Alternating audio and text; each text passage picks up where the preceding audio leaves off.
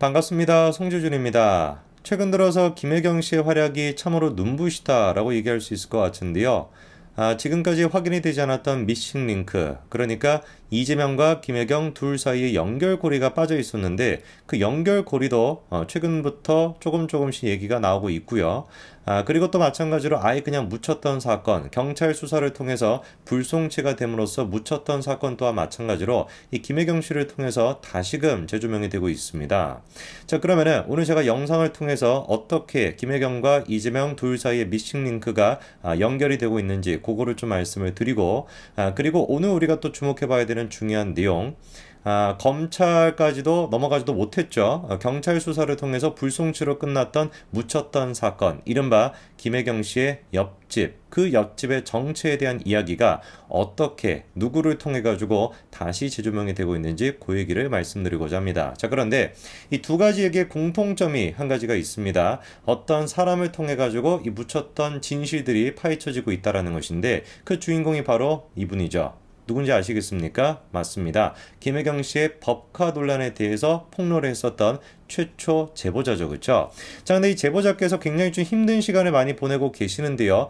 그도 그럴 것이 이재명이 어떤 사람인지 누구보다도 잘 알고 있지 않겠습니까? 이분이 스스로 하는 얘기도 내가 오랫동안 이재명을 봐왔기 때문에 안다. 이재명이 어떤 식으로 조직폭력배와 연관이 되어 있는지도 잘 알고 그렇기 때문에 내 신변보다도 가족들의 신변이 걱정이 된다. 이런 얘기를 할 정도로 굉장히 지금 힘든 시기를 보내고 계십니다. 그래서 정부 차원에서 제가 보기에는 공익제보자로 좀 지정을 하고 그리고 보호해줄 필요가 있는데 그것도 얼마 안 가서 이루어질 것 같아요. 자, 그런데 이분이 이번에 했던 폭로 중에 중요한 포인트가 몇 가지가 있었습니다. 첫 번째, 일단 법카 논란에 대해 가지고 지금까지는 김혜경 씨까지밖에 얘기가 이어지지 않았는데 이게 누구 문제로까지도 확정이 될 거라는 거예요. 이재명으로까지도 확정이 될 거라는 거죠. 이게 굉장히 중요한 게 뭐냐면 법카 논란과 연관되어 있는 또 다른 사람이 이제 그 배소연 씨 아닙니까? 이 제보자한테 심부름을 시켰던 장본인이 바로 배소연 씨인데 배소연 씨 같은 경우는 1심에서 실형이 선고가 됐습니다. 구속이 되지는 않았죠. 집행유예 실형이 선고가 됐는데 그 실형이 선고가 된 게 법카 운용과 관련된 내용은 아니었습니다. 그러니까 배소연 씨가 공직선거법상 그 허위 사실을 공표했다라는 거, 그거에 대해서 그다음에 또 마찬가지로 그 법인카드를 가지고 김혜경 씨가 그 뭐 당직자 관련돼 있는 사람들과 식사를 할 때 한 7만 원 정도였나? 그거를 이제 법인카드로 결제했다라는 거. 요 두 가지가 이제 선거법 위반을 가지고 실형이 선고가 된 것이지 우리가 알고 있는 뭐 초밥 10인분이 됐거나 한우, 과일 등등 해가지고 뭐 수천만 원을 결제했다라는 거에 대해서는 이번에 그 실형 선고가 안 나왔습니다. 왜냐? 아직까지 수사가 안 끝났거든요. 그거에 대한 수사가 지금 진행 중인 상황이고요. 그 수사, 그 내용에 대해 가지고 이 배소연 씨랑 누가 공범이라고 보고 있는 거예요? 김혜경 씨가 공범이다라고 보고 있는 것이죠. 자, 그런데 문제가 뭐냐? 이 문제에 대해 가지고 누구와는 연관성이 없다라고 본 거예요. 이재명과는 연관성이 없다라고 보고 사건 자체를 종결시켰다. 바꿔 얘기해서 검찰로 넘기지 않았었습니다. 그런데 그 부분에 대해서 지금 무슨 소리 하는 거냐? 내가 봤고 내가 실제로 그 시중을 들었던 사람으로서 내가 아는 거다. 이 법인카드 논란의 핵심적인 주범은 오히려 김혜경 씨가 아니라 누구라는 거예요? 이재명이다라고 지금 이 제보자가 밝힌 것이죠. 이걸 통해서 우리가 경찰 수사에 대해서 근본적으로 의문을 가질 수밖에 없습니다. 제보자가 분명히 명확하게 이재명을 위해 가지고 어떤 식의 심부름했는지까지도 지금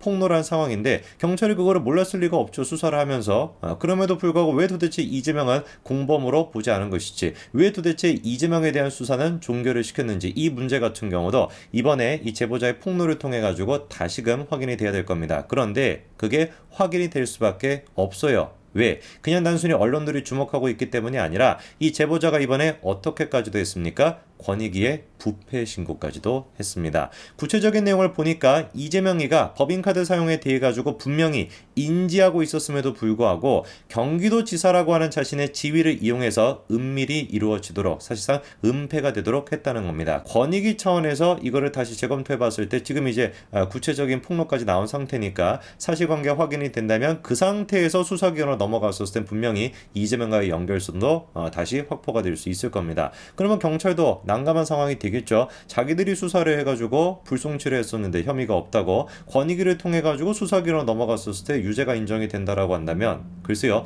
근본적으로 우리가 경찰의 수사 능력에 대해서 다시 한번 의문을 제기할 수밖에 없을 겁니다. 근데 뭐 그게 한두 번이 아니었기 때문에 지금까지 뭐 그런 일들이 이재명과 관련된 것도 마찬가지였고요. 성남FC 같은 경우도 경찰이 문제가 안 된다라고 봤다가 이 검찰을 통해 가지고 이번에 기소까지 된 거 아니겠습니까? 제가 그런데 이런 차원에서 다시금 주목해 봐야 되는 게 바로 김혜경 씨의 옆집과 관련된 논란인데요. 김혜경 씨 옆집 같은 경우는 그 이현욱 씨와 GH 경기공사 그 사장이었죠. 그 이현욱 씨랑도 연관이 되어 있는 문제였습니다. 근데 결국에 이 옆집 같은 경우는 이게 선거 캠프, 비공식적인 선거 캠프로 쓰인 거 아니냐라는 논란이 있었음에도 불구하고 경찰 수사를 통해서 불송치로 끝났습니다.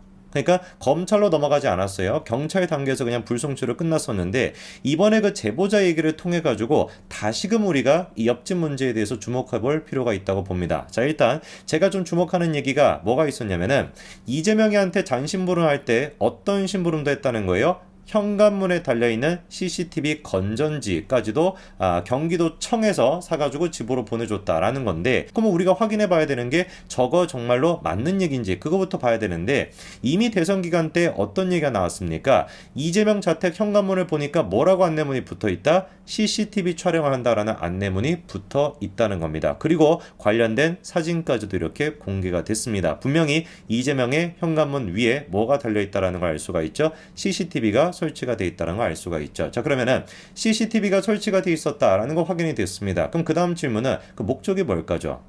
상식적으로 이재명 집에 강도가 든다. 그 강도를 예방하기 위해서 CCTV를 설치했다라는 건 말이 안 되고, 그리고 또 이재명이 무슨 뭐 협박을 느낀다라고 해서 CCTV를 설치했다는 것도 말이 안 되죠. 거꾸로 협박을 한다면 몰라도. 그렇기 때문에 남아있는 거는 이재명이가 자기 앞에 누가 왔다 갔다 하는지 초인종에 보이는 그 화면 가지고는 안 되고, 시야각을 더 넓혀가지고 자기 집 앞에 계단까지 누가 왔다 갔다 하는지를 확인하기 위해서 CCTV를 설치했다라고 밖에 볼 수 없는 거겠죠. 근데 그 부분에 대해서 제보자가 다음과 같은 얘기를 남겼었습니다. 자기가 음식을 배달했는데 패턴 같은 게 있다는 거예요. 화요일, 금요일 저녁으로 나타나는 패턴이 있다는 것인데, 음식을 나르면 그때가 중에는 어떻게 된 것인지 음식을 놓자마자 바로 자리에서 빠져나가는 게 지침이었다는 겁니다. 즉 옆집 2402호 앞에는 얼씬도 못하게 했다라는 거예요. 뭔가 그러니까 2402호에 누가 살고 있는지, 누가 거기에 있는지, 누가 이 음식을 먹는지를 숨기기 위한 것이었다라고 밖에 볼 수가 없죠. 그리고 그 의심이 더 커지는 것이 당시 배달했던 초밥이 어떻대요? 나를 위한 초밥이었다라는 건데, 나를 위한 초밥이 적어도 5에서 6인분 정도가 됐다는 겁니다. 김혜경 씨 나를 위한 초밥이 5인에서 6인분이다 라는 게 상식적입니까? 당연히 비상식적이죠. 애당초 그러니까 저 초밥 2402호 옆집에다가 배달을 줬던 초밥이 김혜경 씨 혼자 먹기 위한 것이 아니라 5명에서 6명이 먹을 분량이 들어가 있다 라고 밖에 볼 수 없는 거 아니겠습니까? 여기서 우리가 또 봐야 되는 것이, 이 제보자가 배소연 씨가 그 음식을 배달할 때 어떤 식으로 자기한테 지침을 내렸는지 그것 또한 마찬가지로 폭로를 했었는데요.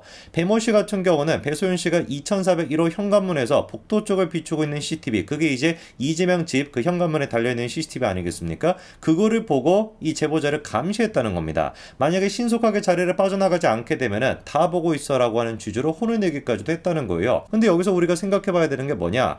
그렇다라고 한다면 배소연 씨는 김혜경 씨랑 그 다음에 옆집 2402호랑 한 팀이다 라고 생각이 되는 거 아니겠습니까? 그렇잖아요. 한 팀이고 뭔가 정보를 공유받고 있기 때문에 그 내용이 이 제보자한테 공유가 되는 거, 새어나가는 걸 막기 위해서 감시했다라고 보는 게 합리적이죠. 근데 이상한 게 뭐냐면, 그 배소연 씨 본인 스스로조차도 녹취록의 내용을 통해서 봤었을 때는 초밥 시인물을 먹는 사람이 누군지 몰랐다라는 겁니다. 저는 이게 굉장히 많은 의미가 있다라고 봅니다. 그만큼이나 이재명과 김혜경이가 옆집 2402호에 대해 가지고 1단계, 2단계, 3단계까지 보안을 거치고 있었다라는 뜻이니까요. 배소연 씨한테도 그 진실을 알려주지 않고, 그리고 배소연 씨가 뭐 내리갈굼하는 게 아니라 내리 감시를 하듯이 그렇게 또 제보자를 감시하고, 제보자 같은 경우도 CCTV로 감시하고 몇 개의 보안 단계를 거치고 나서야 배달이 될 수 있도록 그렇게 했다라는 건데, 아무도 뭐 어떤 문제가 될 법하지 않은 정상적인 어떤 일반 사람들이 2400 이후에 옆집에 살고 있었다라고 한다면 뭐하러 저렇게 첩보 영화를 찍듯이 감시가 필요하겠습니까? 그래서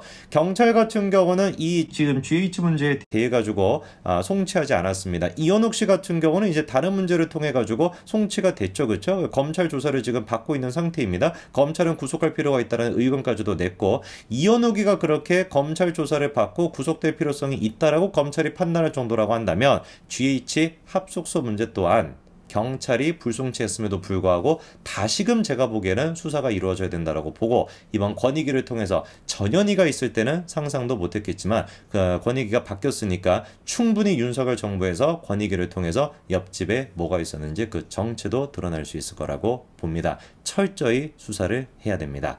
여기까지 말씀드리겠습니다. 감사합니다.